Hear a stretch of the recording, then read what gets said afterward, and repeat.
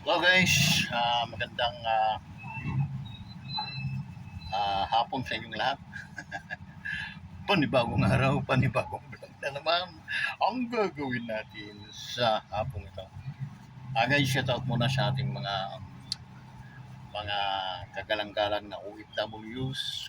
Dapat silang igalang, irespeto at bigyan ng puwang sa ating bayan. Okay? They are ang ating mga OFWs kasi sila yung mga uh, living heroes, no? Because bakit naman sila naging living heroes, guys? Papaliwanag ko sa inyo. Sa panahon ngayon, lalo na ngayong panahon na medyo crisis tayo, bagsak ang ating ekonomiya, andyan ang mga bida bumaback up para at least i-maintain na, no? Kahit papaano may angat ng kaunti o ma-maintain yung ating ekonomiya. Okay? Because of the OFWs na yung mga yan, sila yung backer. Okay? Kaya hindi tayo masyadong sumasadsad. Kasi without OFWs, wala na. Okay? So, ganun sila ka-importante. That's why we need to give them a reverence. No? Galang natin sila, respetuhin natin, bigyan natin sila ng pansin ng ating mga OFWs. Kaya shout out sa inyo guys, kahit saan man kayong lupalop sa ating mundong ito, ingat kayo palagi.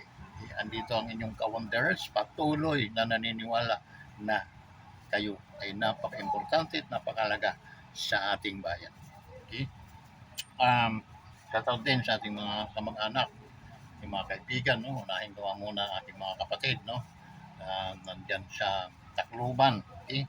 Yung mga Lasi Bilardi, Lasi family, ni Junal, si Junjun, Juban, ni Inday Brilin, okay? And then family, okay? And then si Manu Lasi, si Manu Sinti, no? Um, mga pariente din nila. Okay? Shout out sa inyong lahat, guys. Okay? Ingat kayo palagi. And then, dyan naman sa Tanawan, andyan si Josephine, Isus family, si Josephine, saka si, ano noon,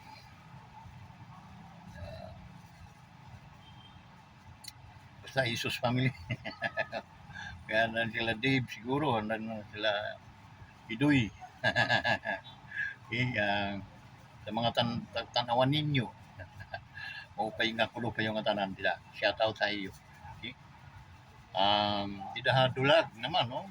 Dapat at mga sangkayan didahadulag, dahil Ramil Baribo. Andyan sila Unsay, no?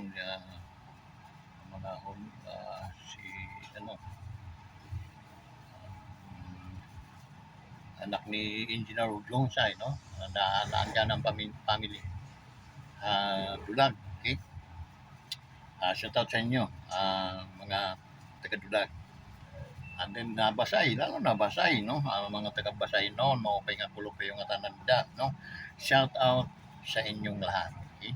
Mga taga-Rawis, mga taga-Dawa, Hirang, Inumtan, Mabini, lahat ng mga barangay o sityo man dyan sa Basay. Shout out sa inyong lahat. Ito yung sangkay, kaibigan, si Cabin Bilarde, author of Wonders Motovlog TV. Kindly support my YouTube channel, guys. Pag nadaan sa inyo ang ating mga videos, please, paki-likes po ninyo para at least dumami po ang para at least makilala man kita. Okay? Lalo na kung isa-subscribe, kung mag-ano kayo, mag-share, no? So, yun, malaking tulong po yun sa mayroong matrabaho po yung pag-share kasi siyempre, ayaw ko naman kayong pagurin. Nga, pero wala naman bayad yung level. So, kung magiging mapapalihog po tayo, so malaking kagalakan. Tuwang-tuwa ako niyan na kayo ay nagla-likes and then nag-share sa atin. Lalo na pag kayo ay nag-comment para alam ko kung anong lugar kamo napakadto. Okay? So, nandiyan dyan kung anong lugar na naabot ang akong mga video. So, maupay nga kulog kayo nga tan mga tagas sa Marnon. Para talugan marabot, no? Hindi na marabot. Yeah. Maupay nga kulog kayo nga tanan. Okay?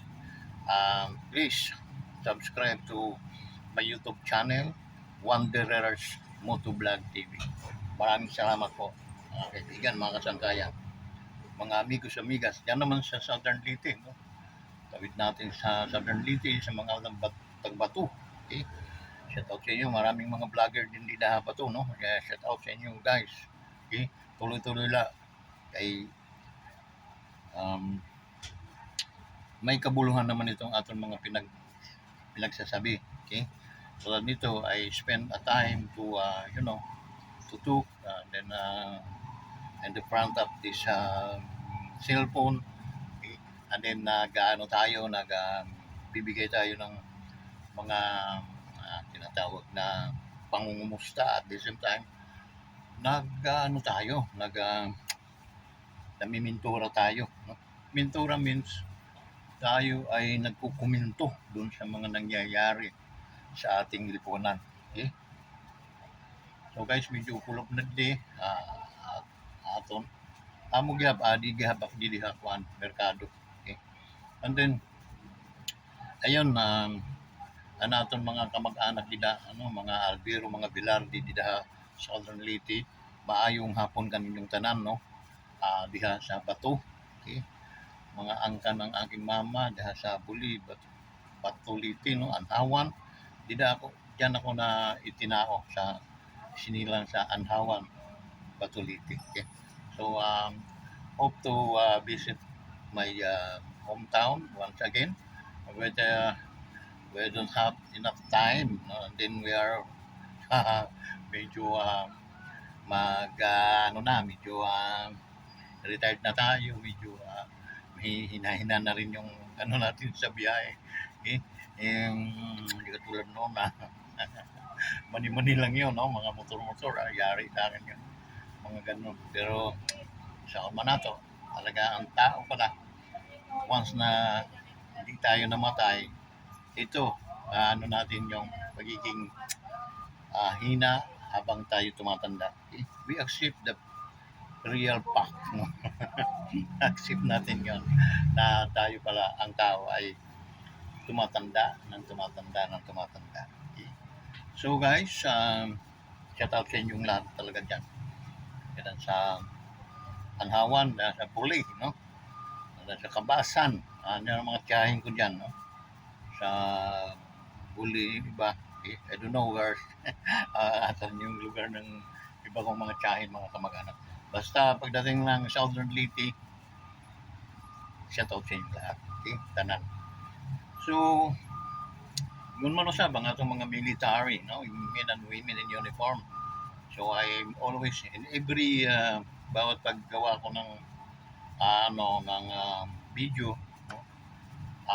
We are always looking forward na makitaan ning atong mga video sa mga military in uniform, men and women, na para makapag-comment sila, makapag-likes, and siyempre kapag-subscribe din sila at matulungan nila ang ilang kaibigan na si Commanders na ma-monetize man lang, then magkaroon ng maraming views dito sa ating YouTube channel. So we thank you, no? And then in return, we always pray for your safetyness, no? Your safety, na pag-aalis ninyo, na sana protektahan kayo palagi ng ating Panginoon at ligtas na makakabalik sa inyong mga barracks. Okay? Ating mga kapulisan din, no? We respect more to our mga police natin, no? They are maintaining the peace and order in our country. So guys, shout out sa inyong lahat. Okay? Men and women from the lower rank to higher rank, shout out sa inyo lahat. Saludo ako, ang Kawanderer sa inyo.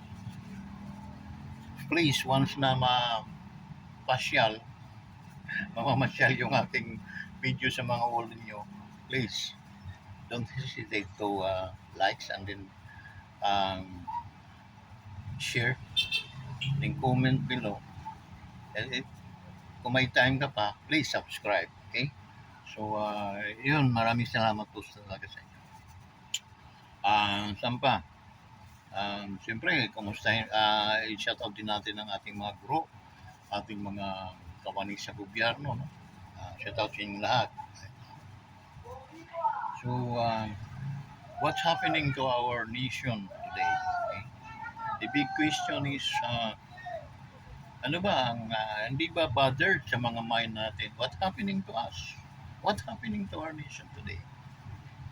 Okay, ito parang magiging editorial ito, no? Pero talagang we are we also given our share, no? To think what's happening to our nation today. Para ba tayong, alam niyo ba sa Cebuanong salita, yung parang tayo tinunglo, okay? Sinumpa sa Tagalog, okay? Yung tawag, no? Uh, a, a nation that uh, binding with a course. Yung isinumpa ka nga, nakagapos sa isang sumpa. I don't know what's happening. If you kung yung isipin, no? If we learn, ating analyze yung mga nangyayari sa bansa natin, parang nakaka-discourage na. It's too much down to earth na parang discourage at nakakahiya ang ating bansa. Well, because kung i-analyze natin yung mga namumuno, nagkaroon sila ng napakatinding tawag no, yung mas masahol pa sa sakuna, ika sumpa nga eh. Now, if we align to the Bible, maraming mga nations before na it look likes pwedeng maikumpara natin sa ating bansa today. The reason why those countries na nakabayan doon sa sumpa ay talagang pinarusahan ng Panginoon. God let them scattered, let them yung lumagapak, ika nga, yung parang lumagabog. And that's yun ang nakikita natin sa ngayon, guys. If we learn the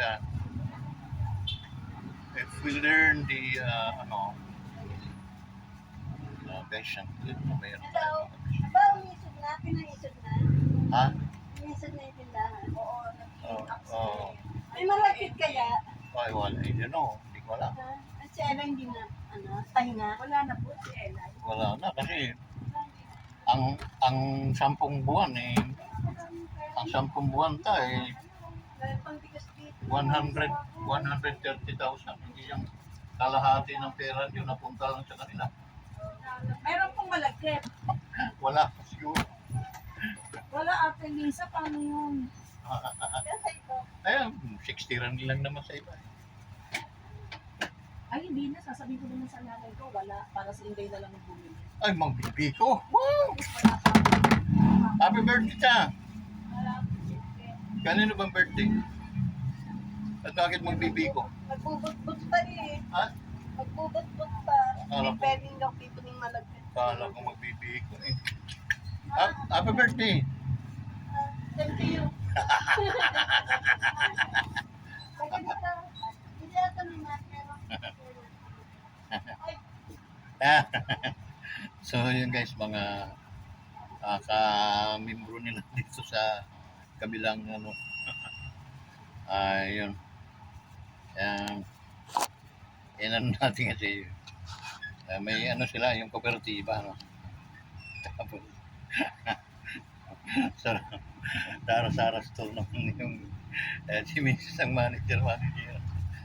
Ewan ko. Kaya, so, eh, no, maliligaw tayo, guys. Balik tayo sa ating point of view. Actually, if we read the Old Testament Bible, marami doon mga nation na pinarusahan na nakaano sa sumpa, nakagapos din. That look like the Philippines today. Okay? And then if we learn the kings before and the president today, yung pagbagsak ng trust rating, ika nga, yung tiwala ng mga mamamayang Pilipino, kitang-kita natin. Ramdam nila. Okay? Na they are negative 3. Oh my God. Kung iba ang presidente, marami nang ginawa, baka nagbigti na siya, nagsuicide na. Kasi kahiya-hiya yan, yung record na yan, no? Yung survey, kahiya-hiya yan. Kung sa ibang mga bayan o bansa, tihang, nagbitin na yung patiwarik niya, ang mga yun. It's better to die than to accept that kind of performance. Okay? So, but dito, dahil nga hindi concern what's happening to our nation, basta may mga nagsasalita ng mga kaparian sa Roman Catholic na may mga taong nagpaparinig na sa mga social media, no, sa YouTube, may mga taong kahit wala ng pag-asa ay hindi bumababa. Kakapit ko. So it addressed to the king, to the president in this nation. If he is wise person, maybe hindi mangyayari yung ganito. Okay? Kasi sa kanyang panunungkulan, puro kurakot. Okay? Pero he is denying na kasali siya dun sa pangungurakot. But he is signing. Siya yung mga nag-approve dun sa mga budget na yan. Maniniwala. Kahit siyang husgado mo dalhin nyo, katawa-tawa ang mangyayari. Talagang papunta doon sa kanyang sa Malacanang yung mastermind. Ngayon pag malapit nang mahuli, stop lahat yung mga katututo, stop na sa pag imbestiga.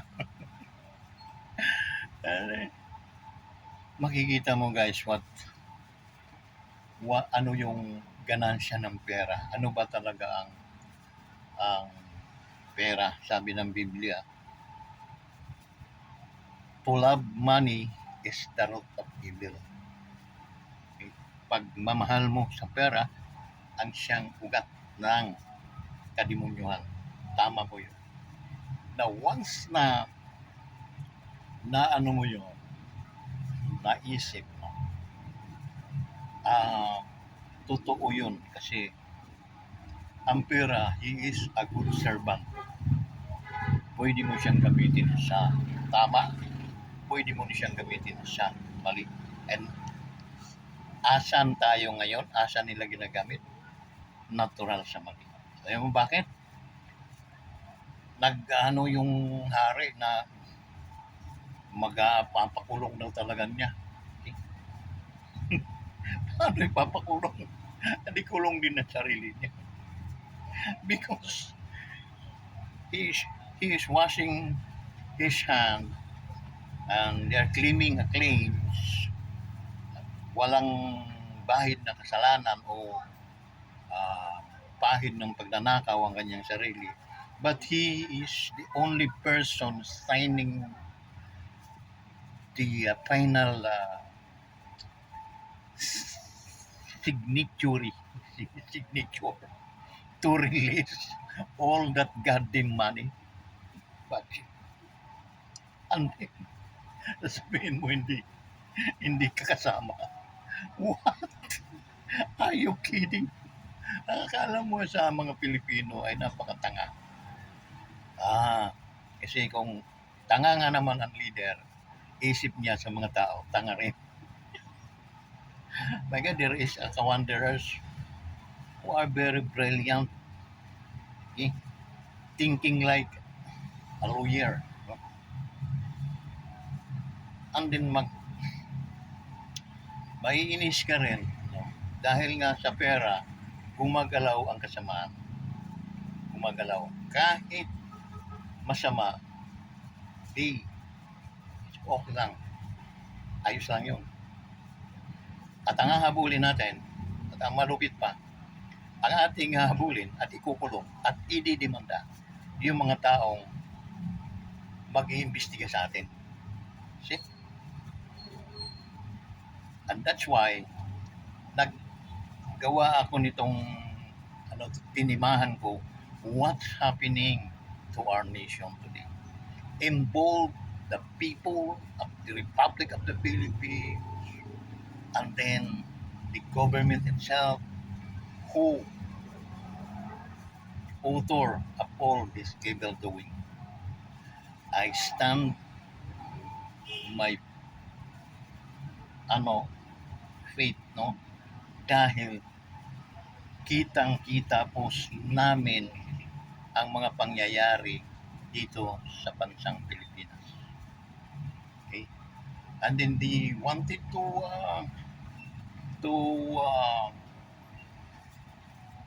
yung palalakasin pa nila yung kanilang power para at least ma-secure nila na walang magpi-persecute sa kanila. Because the Vice President, i-impeach na naman nila this coming February. File na naman ng impeachment. Ang mga nangunguna dyan, yung mga makakaliwa, dahil unang-una sila yung apektuhan once na nakatagpos, kalusot, itong hanggang 2008, ayari ito, no? Ubos lahat yung mga rebelde. Pakita mo na nakahang yan, okay? Nakabitin lahat, okay? Or silya elektrika, okay? Lahat ng mga magnanakaw patay, okay? And then balik yung katahimikan, balik yung tiwala, trust ng mga tao at yung ating mga karatig bansa sa mga Pilipino. Today, wala tayong dangal na maipapakita. Tayo nagcha-champion sa mga bowling, mga bola games, champion tayo sa anumang mga paligsahan, but wala rin. Bakit? They did not respect us because they look us like a dog na nakatali. Okay? Kahit dinalatubag na tayo, hanggang ungol na lang tayo. Okay? Yun ang ating kahimtangan karon. Okay? So, ayun, no? Ang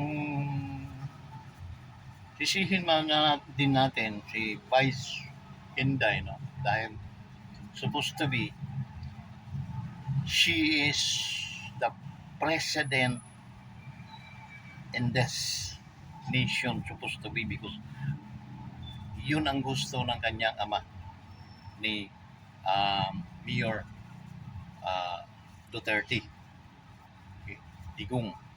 Mayor Digong, na siya yung tumakbo, but she gave opportunity to that goddamn guy.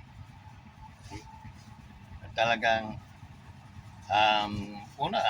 ako rin mismo na binoto ko yung animal na yan, no? Binoto namin. Okay. Marami akong mga kaibigan guardians, mga kamag-anak. Binoto namin because of, siyempre, explanation na Marcos yan, kasi tayo maniwala doon sa mga ilawan na gano'n. Pero how come? Sino ang kanyang mga kakampi ngayon? Yung rebelde at mga rebelde at yung dilawan, pinklawan. That there, yung mga yon ang nagbabato ng mga hindi magagandang salita noong araw nang hindi pa naipalilibing ni Pangulong Duterte yung kanilang anak. So, hindi talaga maganda ang ugali ng inyong presidente. Okay? Traidor. Okay? He is a traitor. That's why kandidato talaga yan ng impeachment because he is not a good leader and he is a traitor. Okay? They betrayed our nation. Okay? That's why kahit sinilitri ka mo ng 10 bis yan, kulang. Okay? Kasi yung perang mga pinagdudugas ng mga hayop na to, it can cause a death, massive death to our kapwa mga Pilipino. It's because napunta sa kawalan, punta sa mga hindi mga matitibay na project. Ghost project mga napunta.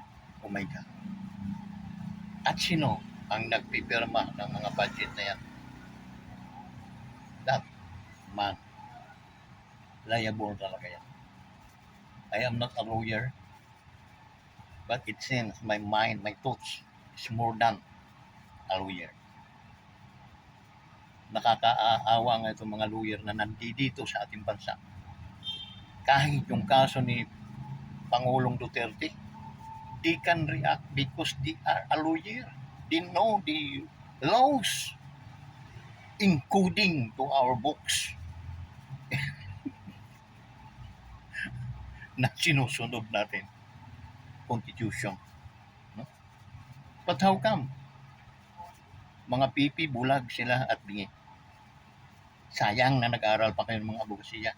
Hindi naman pala kayo marunong mag-protect sa ating sariling kapakanan. Huwag na lang yung colors o ano, but protect ninyo yon kasi nga tayo ay mga Pilipino. ICC, yung ICC ba yan? Trial Court o International. They don't have, wala silang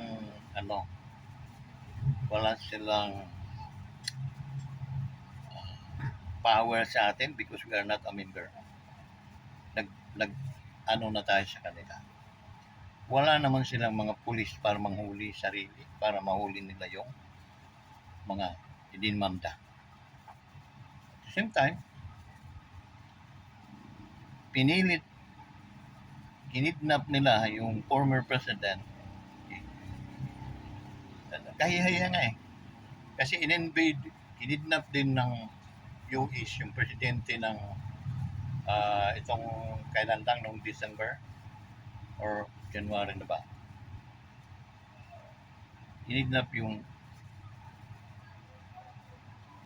Europa. Okay? Dahil sa drugs daw, no? Pero medyo complicated. Gumamit talaga ng power, no? While dito sa atin, kinidnap nila yung former president, Pilipino. Ayun, Amerika yun, ang kanilang nagdap na presidente, di ba? Yung Espanyol ang mga salita nun dahil sa druga daw. So, masalimuot, no? That if you are a lawyer, pwede mong labanan. Okay? You can have your own pamamaraan na ayon sa batas ng ating bansa na hindi tama yung ginawa nila. So, ang mangyayari noon, may babalik nila yung and that is your victory. Doon ka magkakaroon ng achievement na, naipaglaban natin. Balik tayo ngayon, away-away na ulit tayo. Okay? Hindi. Kapwa Pilipino, pinabayaan lang natin. Useless yung pagiging abogado niyo sa totoo lang. Well, anyway, nandun na yun. No? Pero wala pa rin nangahas na dahil nga may Pasalamat kayo, hindi ako presidente. Ako presidente, girahin ko yun. Gave our former president,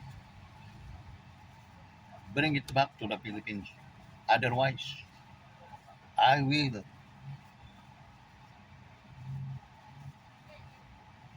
cut you all with your head. Di ba?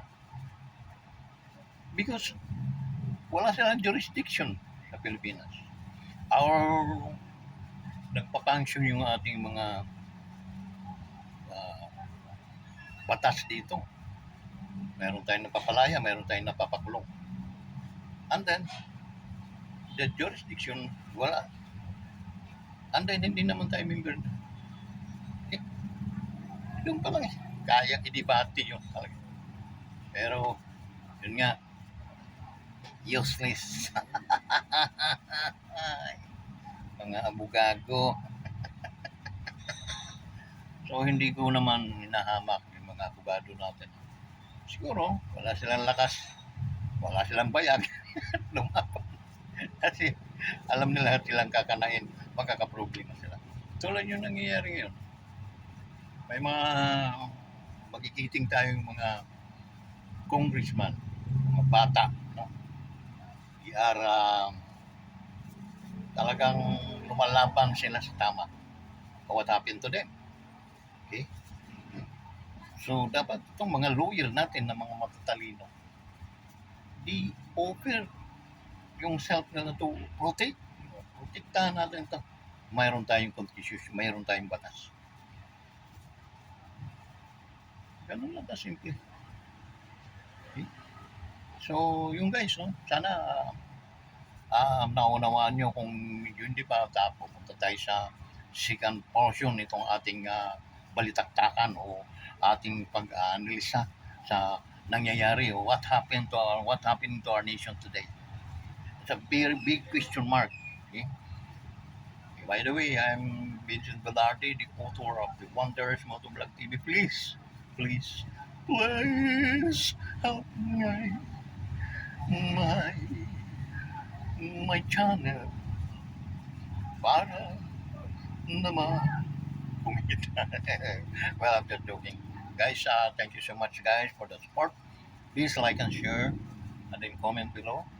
So, hindi pa mga nakapag-subscribe, subscribe to our YouTube channel, Wonders Motovlog TV. Bye-bye!